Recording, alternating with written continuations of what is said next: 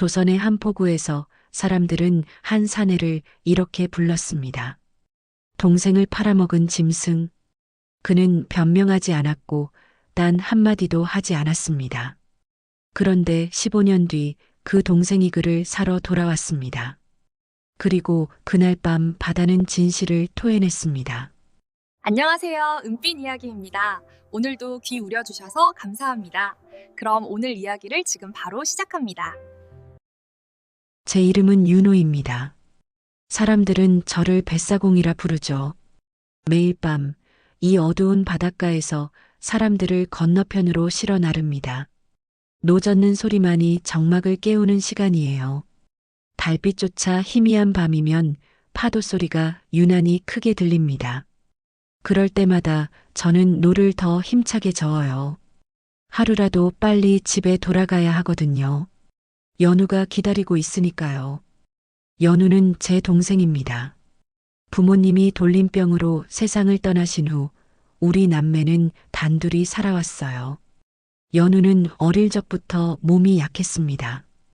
특히 요즘 들어서는 밤마다 열병을 앓아요. 이불을 뒤집어 쓴 채 가느다란 숨소리를 내는 연우를 볼 때마다 가슴 한구석이 무너져 내리는 것 같습니다. 오늘도 마지막 손님을 배에 태웠습니다. 중년의 사내였어요.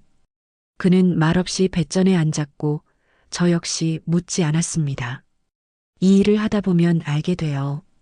밤에 바다를 건너는 사람들은 대부분 말하고 싶지 않은 사연을 안고 있다는 거요. 노를 저으며 저는 생각했습니다. 오늘 번 돈이면 약방에서 약재를 조금 더 살 수 있을까? 연우의 열을 식혀줄 좋은 약이 있을까? 그런 생각들이 머릿속을 맴돌았어요. 건너편 포구에 배를 댔습니다. 사내가 동전 몇 잎을 건네며 고개를 숙였어요. 저도 묵묵히 받았습니다. 그렇게 하루가 또 지나갔죠. 집으로 돌아가는 길 약방 앞을 지나쳤습니다. 불빛이 새어나오는 창문 너머로 약재 단지들이 보였어요. 잠시 걸음을 멈췄지만 곧 고개를 저었습니다. 오늘 번 돈으론 부족했거든요. 집 앞에 다다르자 희미한 불빛이 보였습니다. 연우가 아직 깨어 있는 거예요. 문을 열자 창백한 얼굴의 연우가 이불 속에서 저를 바라봤습니다. 오빠 늦었어요. 응, 손님이 많았어. 거짓말이었습니다. 그저 집에 오기가 두려웠을 뿐이에요. 연우의 아픈 모습을 마주하는 게 날이 갈수록 힘들어지거든요. 연우의 이마에 손을 얹었습니다. 뜨거웠어요. 오늘도 열이 있었죠. 물수건을 적셔 이마에 올려주며 저는 다짐했습니다. 반드시 연우를 살려내겠다고. 그게 제가 할 수 있는 전부였으니까요. 사흘 후 낯선 사내가 찾아왔습니다. 비단 두루마기를 입은 그는 자신을 문서방이라 소개했어요. 손에는 두툼한 종이 뭉치를 들고 있었죠. 이댁 처자가 연우라는 아이지요? 그렇습니다만 무슨 일이십니까? 문서방은 마당에 펼쳐놓은 종이를 가리켰습니다. 빽빽하게 적힌 글자들이 보였어요. 저는 글을 읽지 못합니다. 어릴 적 서당에 다닐 형편이 못됐거든요. 육지객주에서 일손을 구하고 있소. 아이를 보내면 밥과 옷을 대주고 약값도 댈 수 있소이다. 제 귀가 번쩍 뜨였습니다. 약값이라는 말에 가슴이 뛰었어요. 연우의 병을 고칠 수 있다면 그게 무엇이든 해야 했으니까요. 객주라면 어떤 일을 하는 곳입니까? 손님들 시중을 들고 청소하고 그런 일들이지요. 힘든 일은 아니요. 문서방은 능숙하게 말을 이어갔습니다. 육지객주는 큰 곳이라 사람이 많고 의원도 가까이 있다고 했어요. 게다가 1년만 보내면 목돈도 생긴다고 했습니다. 계약서에 도장만 찍으시오. 간단한 일이요. 종이 위에는 붉은 인주가 담긴 그릇이 놓여 있었습니다. 저는 망설였어요. 글을 모르니 무엇이 적혀 있는지 알 수 없었거든요. 그때 방문이 열렸습니다. 연우였어요. 창백한 얼굴로 문지방에 기대선 채 우리를 바라봤습니다. 오빠, 저 가도 돼요. 제가 돈 벌어 올게요. 연우야, 내가 무슨. 오빠 혼자 힘드시잖아요. 저도 이제 15이에요. 연우의 목소리는 떨렸지만 단호했습니다. 그 눈빛을 보는 순간 저는 더 이상 버틸 수 없었어요.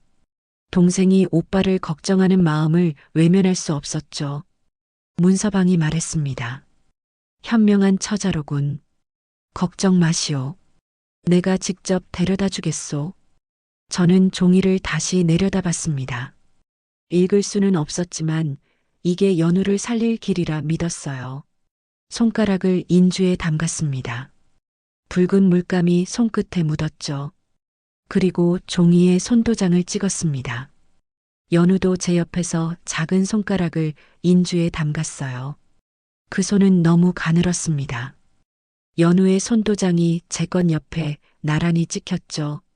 문서방은 종이를 조심스럽게 접어 품속에 넣었습니다. 그리고 은자 몇 냥을 꺼내 제 손에 쥐어줬어요.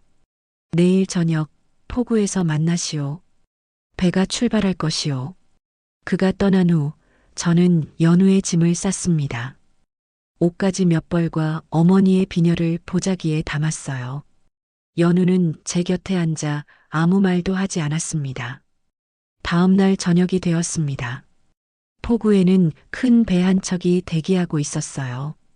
문서방이 손짓했습니다. 자, 이제 출발할 시간이요. 연우가 제 손을 꼭 잡았습니다. 그 손은 여전히 뜨겁고 가늘었어요. 저는 연우의 어깨를 안으며 말했습니다. 금방 데리러 갈게. 약 먹고 건강해져야 해. 네, 오빠. 걱정 마세요. 연우가 배에 올랐습니다. 노를 젓는 사공이 배를 밀어냈고 배는 천천히 어둠 속으로 사라졌어요. 연우의 작은 그림자가 점점 멀어졌습니다. 저는 그 자리에 한참을 서 있었습니다. 가슴 한구석이 무너지는 것 같았지만 이게 옳은 선택이라 믿었어요. 그렇게 믿고 싶었습니다. 연우가 떠난 지 열흘이 지났습니다. 포구에는 소문이 퍼졌어요. 사람들은 제 뒤에서 수군거렸습니다. 저 사공, 동생 팔아먹었다지? 그것도 객주에다 넘겼다던데. 어린 것을 어디다 쓰려고. 에휴, 형편이 어렵다고는 하지만 그렇지, 친동생을. 저는 그 말들을 들었습니다. 모두 들었어요. 하지만 아무 말도 하지 않았습니다. 변명할 수도 없었고 변명하고 싶지도 않았거든요. 손님들도 줄었습니다. 사람들은 제 배를 타려 하지 않았어요. 어느 날 저녁 늙은 어부가 배에 오르려다 발을 멈췄습니다. 자네 정말 동생을 팔았나? 말이 없으면 인정하는 거야. 에휴 세상에. 어부는 고개를 저으며 돌아섰습니다. 그날 밤 저는 손님 하나 받지 못했어요. 빈 배에 앉아 파도 소리만 들었습니다. 그래도 저는 매일 밤 바다로 나갔습니다. 손님이 없어도 노를 저었어요. 어둠 속에서 혼자 배를 저으며 연우를 생각했습니다. 연우는 지금 어디서 무엇을 하고 있을까? 밥은 제대로 먹고 있을까? 약은 먹었을까? 그런 생각들이 끊임없이 떠올랐어요. 배 밑바닥에는 작은 보자기가 숨겨져 있었습니다. 연우가 남기고 간 나무 비녀가 들어 있었어요. 연우가 떠나던 날 짐을 싸다가 떨어뜨린 것을 제가 몰래 주워둔 거였습니다. 매일 밤 노를 저으며 저는 그 비녀를 꺼내봤어요. 달빛에 비친 나무 비녀는 낡았지만 고왔습니다. 어머니가 연우에게 물려준 유일한 물건이었죠. 조금만 기다려라, 연우야.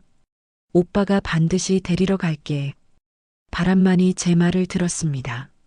파도는 쉬지 않고 배를 흔들었어요. 어느 날 포구 주막집 주인이 제게 다가왔습니다. 그는 험한 얼굴로 말했어요. 윤호, 자네 요즘 손님이 없다지? 그럴 만도 하지. 누가 동생 판 놈 배를 타겠나? 내 말 듣고 있나? 아, 참. 자네 동생 말인데 객주에서 일 잘하고 있다던데? 제 손이 떨렸습니다. 주먹을 쥐었지만 곧 풀었어요. 화를 낼 자격이 없었거든요. 실제로 제가 연우를 보낸 건 사실이었으니까요. 주막집 주인은 비웃으며 돌아섰습니다. 그의 웃음소리가 포구에 울렸어요. 저는 빈배로 돌아왔습니다. 노를 내려놓고 하늘을 올려다봤어요. 별이 총총했습니다. 연우도 저 별을 보고 있을까요? 그날 밤도 저는 배 밑바닥에서 비녀를 꺼냈습니다. 손으로 쓰다듬으며 다짐했어요. 반드시 연우를 데려오겠다고. 무슨 일이 있어도 말이죠. 그런데 이상했습니다. 문서방은 1년 후에 데려오겠다고 했어요. 그런데 왜 사람들은 연우가 지금 일하고 있다는 걸 알까요? 객주가 어디 있는지도 모르는데 말입니다. 저는 처음으로 의심이 들었습니다. 혹시 제가 잘못 생각한 건 아닐까? 그 계약서에 정말 약속대로만 적혀 있었을까? 글을 읽지 못하는 제 자신이 처음으로 원망스러웠습니다. 하지만 이미 늦었어요. 연우는 떠났고 저는 여기 혼자 남았습니다. 손에 쥔 건 낡은 비녀 하나뿐이었죠. 파도는 여전히 배를 흔들었습니다. 저는 노를 다시 쥐었어요. 어둠 속으로 배를 저어 나갔습니다. 아무도 타지 않는 빈 배였지만 저는 멈출 수 없었습니다. 보름달이 뜬 밤이었습니다. 저는 평소처럼 빈 배를 저어 바다로 나갔어요. 바람이 거세게 불었습니다. 파도가 높았지만 개의치 않았어요. 그저 노를 저을 뿐이었죠. 갑자기 하늘이 어두워졌습니다. 먹구름이 몰려왔어요. 순식간에 폭풍우가 쏟아졌습니다. 빗줄기가 얼굴을 때렸고 파도가 배를 덮쳤어요. 연우야. 저는 이름을 불렀습니다. 폭풍 속에서 동생의 이름을 외쳤어요. 대답은 없었습니다. 바람 소리만 귓가를 찢었죠. 배가 크게 흔들렸습니다. 거대한 파도 하나가 옆구리를 들이받았어요. 배가 기울었습니다. 저는 배전을 붙잡으려 했지만 손이 미끄러졌어요. 배가 뒤집혔습니다. 차가운 바닷물이 온몸을 삼켰어요. 숨을 쉴 수 없었습니다. 물속에서 팔다리를 휘저었지만 어디가 위인지 알 수 없었어요. 폐가 터질 것 같았습니다. 그때 뭔가 단단한 것이 다리를 쳤습니다. 배의 파편이었어요. 뼈가 부서지는 소리가 들렸습니다. 아니, 느껴졌다고 해야 할까요? 고통이 온몸을 휘감았어요. 의식이 흐려졌습니다. 눈앞이 캄캄해졌어요. 얼마나 지났을까요? 저는 모래사장에 누워 있었습니다. 파도가 발목을 핥았어요. 온몸이 젖어 있었고 오른쪽 다리에서는 피가 흘렀습니다. 일어서려 했습니다. 다리에 힘이 들어가지 않았어요. 뼈가 어긋난 게 느껴졌습니다. 손으로 다리를 만져보니 뒤틀려 있었어요. 신음이 터져 나왔습니다. 이를 악물고 다시 일어서려 했지만 쓰러졌어요. 모래가 입안으로 들어왔습니다. 날이 밝았습니다. 어부들이 저를 발견했어요. 그들은 저를 폭우로 옮겼습니다. 의원을 불렀지만 소용없었어요. 다리뼈가 완전히 어긋났소. 제대로 걷기 힘들 거요. 의원의 말이었습니다. 저는 고개를 끄덕였어요. 이미 알고 있었거든요. 그날부터 저는 다리를 절게 되었습니다. 배를 저을 수도 없었어요. 생계가 끊겼습니다. 포구 한쪽 움막에서 하루하루를 버텼어요. 사람들은 저를 더욱 멸시했습니다. 거지 취급을 했어요. 지나가며 손가락질했습니다. 저것 봐라, 동생 팔아먹고 제 꼴도 저 모양이네. 하늘이 벌을 내린 거지 뭐. 짐승만도 못한 오빠야. 쯧쯧. 저는 그 말들을 들으며 움막 구석에 웅크렸습니다. 반박할 힘도 없었어요. 어쩌면 그들 말이 맞는지도 모른다는 생각이 들었습니다. 어느 날 주막집 주인이 찾아왔습니다. 그는 제 앞에 동량 그릇을 던졌어요. 이거나 들고 다니게. 자네한테 어울리는 물건이야. 그릇이 바닥에서 덜그럭 소리를 냈습니다. 저는 그것을 바라봤어요. 깨진 사기 그릇이었습니다. 주인은 웃으며 돌아섰습니다. 저는 그 그릇을 집어들었어요. 손에 쥐고 한참을 바라봤습니다. 그날 밤 저는 움막 구석에서 연우의 비녀를 꺼냈습니다. 여전히 품속에 간직하고 있었어요. 달빛에 비친 비녀를 쓰다듬었습니다. 미안해, 연우야. 오빠가 무능해서. 눈물이 흘렀습니다. 처음으로 울었어요. 소리 내지 않고 조용히 울었습니다. 다리는 망가졌고 배는 사라졌습니다. 이제 남은 건 아무것도 없었어요. 연우를 찾아갈 방법도 힘도 없었습니다. 하지만 포기할 수는 없었습니다. 이대로 무너질 수는 없었어요. 저는 비녀를 다시 품속에 넣었습니다. 그리고 깨진 그릇을 집어들었어요. 절뚝거리는 다리로 움막 밖을 나섰습니다. 포기하지 않겠다고, 반드시 연우를 찾겠다고 다짐했습니다. 비록 이 몸이 망가졌어도 말이죠. 사실 저는 알고 있었습니다. 처음부터 모든 걸 알고 있었어요.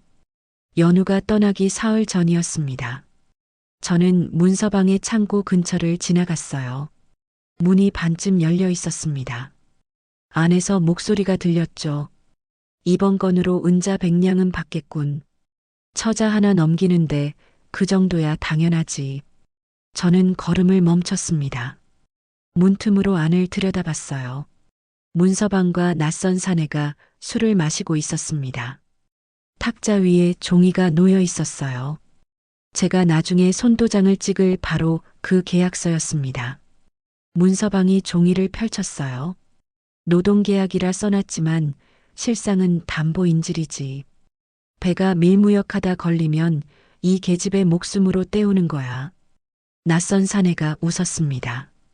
글 못 읽는 놈들은 속이기 쉬워서 좋아. 저는 숨을 죽였습니다. 온몸이 얼어붙었어요. 계약서의 진실을 알아버린 겁니다.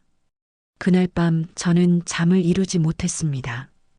연우를 보낼 수 없었어요. 하지만 보내지 않으면 연우는 죽을 것 같았습니다. 마침 그 무렵 포구에는 역병이 돌았습니다. 관아에서 병든 사람들을 색출해 격리하기 시작했어요. 연우처럼 열병을 앓는 아이들은 무조건 끌려갔습니다. 격리소에서 돌아온 사람은 없었어요. 모두 그곳에서 죽었습니다. 저는 선택해야 했습니다. 연우를 역병 격리소로 보낼 것인가 아니면 문서방에게 맡길 것인가. 둘 다 지옥이었지만 저는 후자를 택했습니다. 적어도 문서방 쪽은 살아남을 가능성이 있었거든요. 담보인질이라 해도 살아는 있을 테니까요. 그래서 저는 모른 척했습니다. 계약서에 손도장을 찍었어요. 연우도 찍게 했습니다. 연우를 배에 태워 보낼 때 저는 일부러 표정을 굳혔습니다. 눈물을 보이지 않았어요. 마치 정말로 동생을 팔아넘기는 냉혹한 오빠처럼 행동했습니다. 사람들이 욕하도록 내버려뒀어요. 동생 판 사공이라 불리게 했습니다. 그게 연우를 지키는 길이라 믿었거든요. 역병 단속반이 우리 집에 왔을 때 저는 말했습니다. 동생은 이미 육지로 보냈습니다. 그들은 의아해했지만 돌아갔어요. 연우는 역병 명단에서 빠졌습니다. 저는 그렇게 연우를 살렸습니다. 제 명예를 버리는 대신 동생의 목숨을 택한 거예요. 하지만 후회는 없었습니다. 지금도 그래요. 다시 그때로 돌아가도 똑같이 선택할 겁니다. 다만 한 가지, 제가 글을 읽을 줄 알았다면 더 나은 방법을 찾았을 거예요. 문서방의 계약서가 아닌 다른 길을 말이죠. 그게 제일 후회스러웠습니다. 15년이 흘렀습니다. 저는 여전히 포구에 있었어요. 다리를 절며 자비를 하며 살았습니다. 사람들은 저를 잊었지만 저는 연우를 잊지 못했어요. 어느 봄날 포구에 큰 배 여러 척이 들어왔습니다. 비단 깃발이 펄럭였어요. 상단이었습니다. 사람들이 웅성거렸죠. 육지에서 온 대상단이래. 주인이 여자라던데? 저는 멀리서 지켜봤습니다. 배에서 사람들이 내렸어요. 그 중심에 한 여인이 서 있었습니다. 비단옷을 입은 여인이었어요. 자세가 고닫고 눈빛이 날카로웠습니다. 그 눈빛을 보는 순간 저는 알아챘어요. 연우였습니다. 심장이 멎는 것 같았습니다. 다리에 힘이 풀렸어요. 하지만 다가갈 수 없었습니다. 그저 멀리서 바라볼 뿐이었죠. 연우는 달라져 있었습니다. 앳된 소녀가 아니었어요. 냉혹한 상인의 얼굴을 하고 있었습니다. 주변 사람들에게 명령하는 목소리가 차가웠어요. 짐을 객주로 옮겨라. 오늘 안으로 끝내야 한다. 예, 주인마님. 사람들이 고개를 숙였습니다. 연우는 포구를 둘러봤어요. 그 시선이 저를 스쳤습니다. 멈췄습니다. 연우의 눈빛이 저를 향했어요. 표정은 변하지 않았습니다. 마치 낯선 사람을 보듯 담담했죠.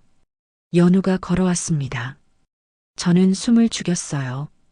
가슴이 두근거렸습니다. 당신이 사공입니까? 예. 내일 아침 내 배를 저어야 합니다. 할 수 있겠습니까? 연우의 목소리는 차가웠습니다. 저를 알아보지 못하는 것 같았어요. 아니, 알아보고도 모른 척하는 걸까요? 다리가 불편하신 것 같은데 괜찮겠습니까? 할 수 있습니다. 그럼 내일 새벽 포구에서 기다리시오. 품삯은 넉넉히 주겠소. 연우가 등을 돌렸습니다. 저는 그 뒷모습을 바라봤어요. 목소리를 내려 했지만 나오지 않았습니다. 연우는 멀어졌습니다. 다시는 돌아보지 않았어요. 그날 밤 저는 잠들지 못했습니다. 연우가 살아 있었다는 것, 그것만으로도 감사했어요. 하지만 가슴 한쪽이 무너지는 것 같았습니다. 연우는 저를 기억하지 못하는 걸까요? 아니면 기억하지만 증오하는 걸까요? 새벽이 밝았습니다. 저는 폭으로 나갔어요. 연우가 서 있었습니다. 여전히 차가운 얼굴이었죠. 배에 오르시오. 저는 배에 올랐습니다. 노를 잡았어요. 연우가 말했습니다. 당신 같은 사공이 이 포구에 있다니 한심하군요. 다리도 성한 사람을 구하지. 그 말이 가슴을 찔렀습니다. 저는 아무 말도 하지 못했어요. 노를 저을 뿐이었습니다. 연우는 배 끝에 앉아 바다를 바라봤습니다. 그 옆모습이 아득히 멀게 느껴졌어요. 15년 만에 만난 동생은 이제 제가 알던 연우가 아니었습니다. 사흘째 되는 날이었습니다. 연우가 말했어요. 오늘 밤 배를 저어주시오. 육지로 가야 할 물건이 있소. 밤에 말입니까? 그렇소. 문제라도 있소? 저는 고개를 저었습니다. 하늘을 올려다봤어요. 먹구름이 몰려오고 있었습니다. 폭풍우가 올 것 같았죠. 날씨가 좋지 않은데 내일 아침은 어떻습니까? 오늘 밤이어야 하오. 연우의 목소리는 단호했습니다. 저는 더 이상 말하지 않았어요. 밤이 되었습니다. 바람이 거세게 불었어요. 파도가 높았습니다. 연우가 배에 올랐어요. 저는 노를 잡았습니다. 배가 포구를 떠났습니다. 어둠이 사방을 감쌌어요. 빗방울이 떨어지기 시작했습니다. 계속 가시오. 연우가 말했습니다. 저는 노를 저었어요. 빗줄기가 점점 거세졌습니다. 파도가 배를 흔들었죠. 15년 전 그 밤이 떠올랐습니다. 배가 뒤집혔던 그날 말이에요. 온몸이 떨렸습니다. 무서우십니까? 연우가 물었습니다. 저는 고개를 저었어요. 아닙니다. 거짓말 마시오. 손이 떨리고 있소. 연우의 눈빛이 날카로웠습니다. 저는 노를 더 세게 저었어요. 다리가 아팠지만 참았습니다. 갑자기 큰 파도가 배를 덮쳤습니다. 배가 크게 흔들렸어요. 저는 중심을 잡으려 했습니다. 그때 배전에 묶여있던 짐이 풀렸어요. 짐이 바다로 떨어질 뻔했습니다. 저는 재빨리 손을 뻗었어요. 짐을 붙잡았습니다. 하지만 그 바람에 배 밑바닥에 숨겨뒀던 물건이 드러났죠. 작은 보자기였습니다. 15년 전 그대로 거기 있었어요. 연우의 나무 비녀가 들어있던 그 보자기 말입니다. 연우가 보자기를 집어들었습니다. 풀어봤어요. 비녀가 나왔습니다. 그리고 그 옆에 작은 약 봉지가 있었어요. 이게 뭐요? 연우의 목소리가 떨렸습니다. 저는 대답하지 못했어요. 연우가 약 봉지를 열었습니다. 안에 종이 쪽지가 들어 있었어요. 빗물에 젖어 흐릿했지만 글씨는 읽을 수 있었습니다. 열라면 이거 먹어라. 오라비. 연우의 손이 떨렸습니다. 쪽지를 들고 저를 바라봤어요. 눈빛이 흔들렸습니다. 이게 오빠 글씨요? 아닙니다. 약방 주인이 대신 써줬습니다. 저는 천천히 말했습니다. 목소리가 갈라졌어요. 동생이 떠나던 날 약방에 들렀습니다. 가진 돈 전부로 약을 샀어요. 열 내리는 약이었죠. 배에 숨겨뒀습니다.